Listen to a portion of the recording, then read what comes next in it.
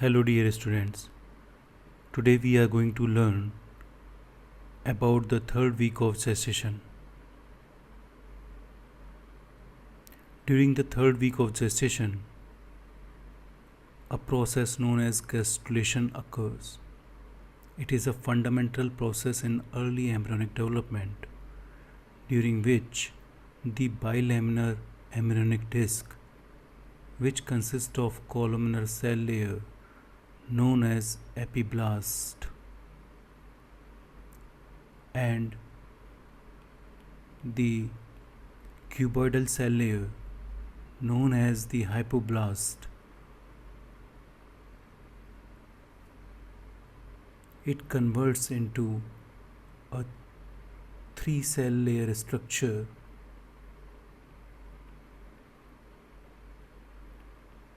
and this trilaminar structure consists of the ectoderm, mesoderm and endoderm. It begins with the formation of a primitive streak at the caudal end of embryonic disc on the epiblast layer at day 15 of gestation. The cranial end of this primitive streak has a node surrounding a pit known as the primitive pit, and this is the primitive node, and this is the primitive streak. Now, through this primitive streak, the epiblast cells starts to migrate downwards between the space between the epiblast and hypoblast. The first wave of migrating cells displaces the hypoblast to form the definitive endoderm, while a second wave spreads between the epiblast and endoderm to form the intra-embryonic mesoderm. This is intra-embryonic mesoderm, and initially the first wave replaces the hypoblast with the endoderm. This is the first wave, and the second wave forms the intra-embryonic mesoderm. The remaining epiblast cells which do not migrate are now known as the ectoderm. So we can see the epiblast is the mother of all three germ layers, that is the ectoderm, mesoderm and endoderm. The primitive streak has a secretory ability which secretes the FGF8, due to which there is loss of adhesion molecules, E-cadherin molecules. These adhesion molecules holds two epiblast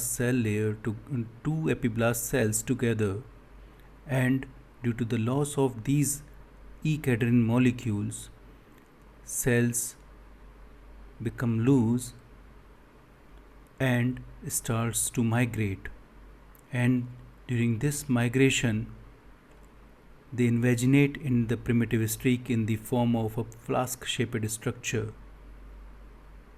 or become flask-shaped. Then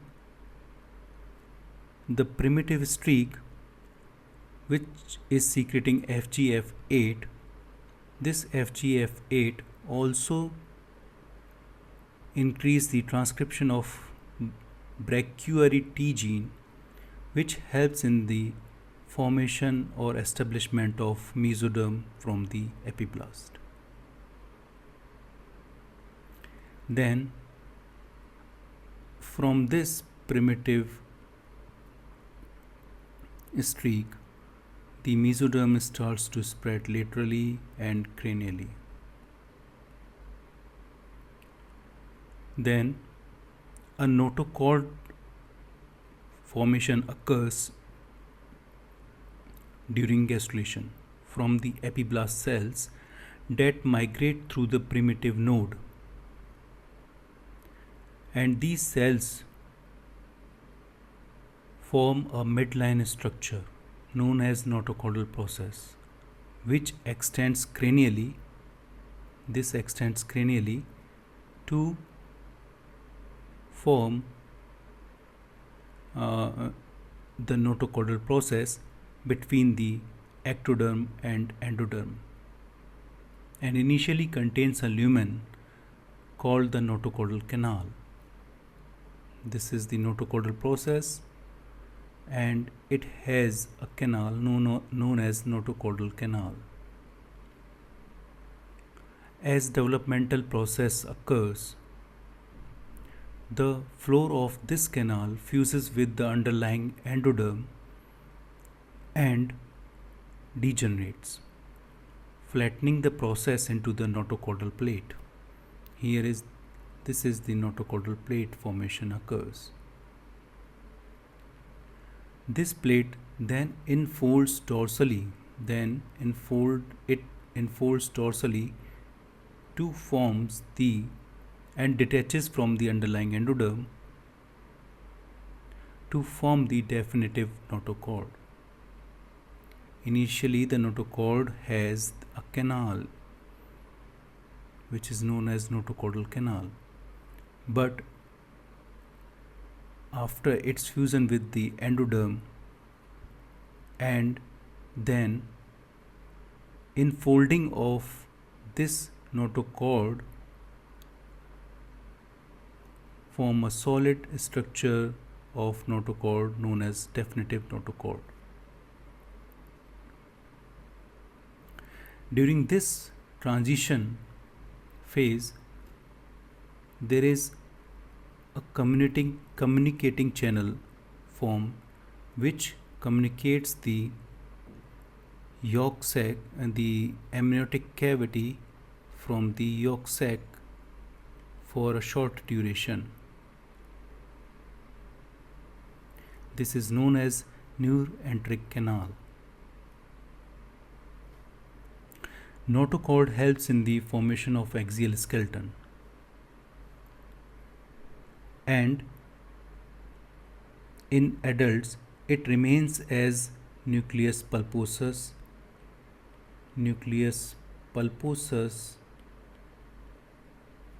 of the intervertebral disc. So it acts as a shock absorber in the future. But during the development of fetus, it helps and plays a crucial role in the neural induction and establishment of the embryo's midline and body axis. Now come to the establishment of body axis. The establishment of body axis begins during the gastrulation with the formation of primitive streak, which defines the cranial caudal axis of the embryo. This is the primitive streak, and this is the node. The primitive streak forms at the caudal end and node forms at the cranial end. So it establishes already the cranial caudal or the anterior posterior axis of the embryo. The primitive node at the cranial end of the streak functions as an organizer. This node is known as organizer because it regulates the mesoderm into dorsal and ventral both.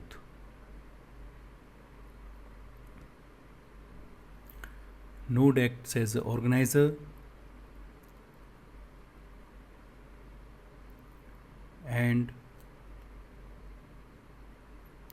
node secretes chordin, follistatin, noggin which antagonizes the BMP4 and dorsalizes the cranial mesoderm.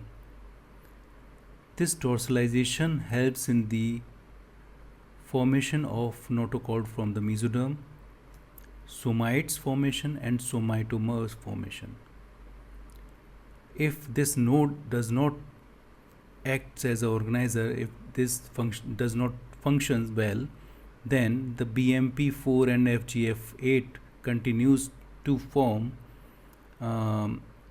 continues to work and continues to ventilize all the mesoderm, and no dorsal structure form, only the kidney, blood vessels and blood forms. So the node is a organizer of mesoderm. Now come to the left-right axis, which is established through the action of a motile cilia. The node has a motile cilia. These cilia helps in the leftward movement of the extracellular fluid in the yolk, in the amniotic cavity, and this extracellular fluid that asymmetrically activates gene such as nodal lefty pit X2 on the left side, because this leftward motion of the cilia causes the high concentration of serotonin on the left side of the primitive streak or notochord. This high concentration of serotonin on the left side increases the FGF8, which increases the nodal and lefty 2, which increases the pit X2. Due to these high concentration of these genes, the left-sidedness occurs, and on the right side there is low concentration of 5-HT, and also there is also a monoamine oxidase which degrades the 5-HT further and causing the further low levels of 5-HT on the right side. So the pregnant lady, if she takes 5-HT inhibitors during the early gestation period for her depression, that may causes some situs inversus or may causes the laterality sequences. After the establishment of the axis, we come to the fate mapping. Fate mapping is a technique used in embryology to trace the developmental destiny of the specific cells. By labeling cells at defined positions, by using dyes, genetic markers or molecular tracers, scientists can establish that which tissue or organ those cells will form as development progresses.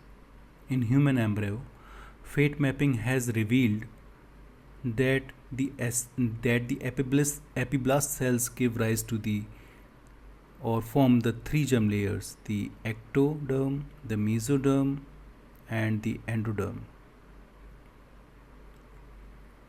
And cell migrating through different regions of the primitive streak follows specific patterns, such as those migrating through the node or pit forms the notochord. Those migrate from the streak forms the mesoderm, and further in the cranial part they form the paraxial mesoderm. From the mid part they form the intermediate mesoderm. From the caudal end, those cells migrate through the caudal end of the primitive streak, forms the lateral plate mesoderm, and the most lateral are the extra embryonic mesoderm.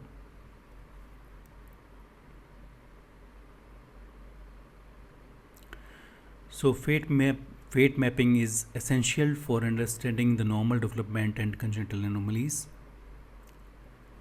because it links the spatial embryonic positions to future anatomic structures.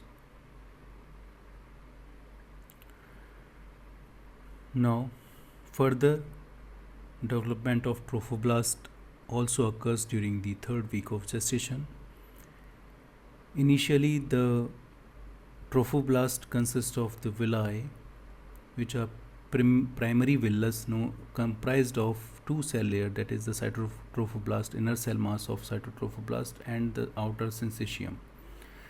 Then a mesoderm core grows inside the cytotrophoblast, and this is now known as secondary villus.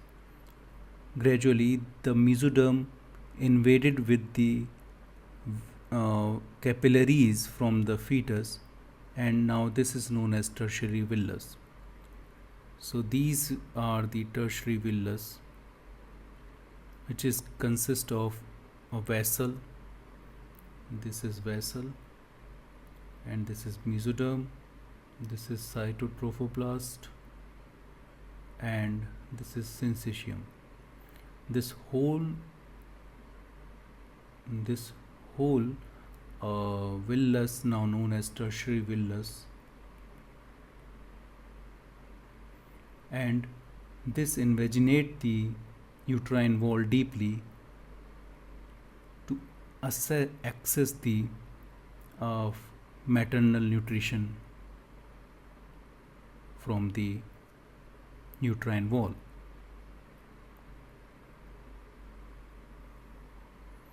Now come to the clinical importance or clinical aspects of the third week of gestation. First, we discuss the holoprosencephaly. Holo means total, prosencephaly means forebrain. When forebrain, that is prosencephalon, does not divide completely, then to form two separate cerebral hemispheres, then it forms a single hemisphere with a large ventricle, and there is absence of corpus callosum. There is no division of thalamus occurs. So it can be alobar, semilobar, or lobar. Alobar means there is no lobe formation, there is no separation of cerebral hemispheres, and there is complete fused cerebral hemisphere like this. This is large central ventricle, and this surrounded by the alobar prosencephalon. Semilobar has large ventricle surrounded by the fused cerebral hemisphere, fused prosencephalon with absence of corpus callosum. Holoprosencephaly usually associated with the alcohol intake, diabetes, maternal diabetes, or trisomy 13. Alcohol during the gastrulation period damages the anterior midline cells, and prosencephalon unable to divide and forms the holoprosencephaly. There is single large ventricle, fused thalami, absent corpus callosum. Associated defects can be cyclopia, means a single eye, a proboscis, this is the nose, rudimentary nose, which is known as proboscis, single nostril, in this case the single nostril. This is the complete holoprosencephaly or alobar prosencephaly. This is also alobar because there is no separation of eyes, and this may be the semilobar, and this is the lobar. Lobar has only cleft lips or cleft palates with single nostril and hypotalorism. These both eyes, distance between both eyes is very less. which is known as hypotaylorism. Now come to the second clinical aspect is caudal dysgenesis or Sirenomelia, which is known as Mermaid syndrome. Caudal dysgenesis occurs due to the vitelline arterial steal phenomenon, which diverts the blood from the lower extremities of fetus to the placenta, which causes the caudal regression or dysgenesis, and it results in the fused lower extremities and flipper-like foot like a mermaid. The other associated anomalies with it are the renal agenesis, which leads to the oligohydramnios and which further leads to the pulmonary hypoplasia. There may be associated lumbar spine deformity also. Usually the caudal dysgenesis or Sirenomelia are lethal, but in some cases survival can occur till some age after the surgery.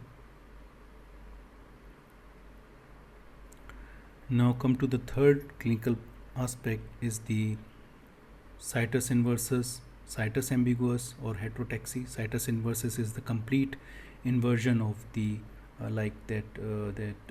heart is on the left side, the spleen on the heart is on the right side, spleen on the right side, stomach in the left side, the liver on the left side. So this is the situs inversus, complete situs inversus. Situs ambiguous, some organs are on the normal side but few organs are on the abnormal side. And the laterality sequences. Primitive node has a monocilia as we see previously, which directs the left-sided flow of the serotonin, which causes the nodal and FGF8 concentration mainly on the left side, which increases the transcription of left T PITX2 genes and causes the left-sidedness. Defective cilia in the primitive node causes the situs inversus. 20% cases of the Carter-Jenner syndrome are associated with the situs inversus, bronchiectasis and chronic sinusitis. So in 20% cases, the situs inversus is associated with the Carter-Jenner syndrome. Now come to the laterality sequences. Laterality sequences are based on the presence of a spleen, on which side it is spleen is present. Normally spleen is present on the left side of the human body, and if it is present on the right side, so it is known as left side bilaterality. This is left spleen, this is right spleen, so it is left side bilaterality. Right sided bilaterality means no spleen, absence of spleen or splenic hypoplasia. So today we have discussed about the third week of embryonic development, which marks a crucial transition from the bilaminar to a trilaminar embryonic disc through the process of gastrulation. And this begins with the formation of the primitive streak, as we have already seen on the epiblast surface. And this defines the cranial caudal axis and initiate the migration of epiblast cells. These cells then differentiate into the three germ layers, ectoderm, mesoderm and endoderm, which then give rise to the different body tissues and organs of the body. A specialized midline structure, as we have seen, formed from the mesoderm, which is known as notochord,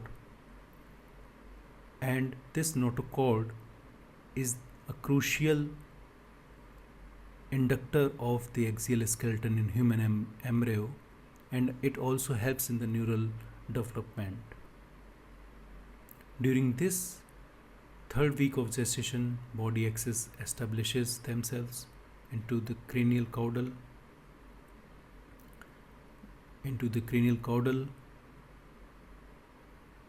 and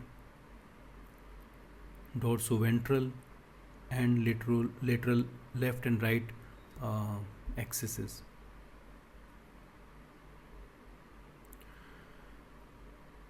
And we also learned today about the Holoprosencephaly, which can be complete or incomplete, about the caudal dysgenesis, which is also known as Sirenomelia or Mermaid syndrome, and the Situs inversus. So thank you.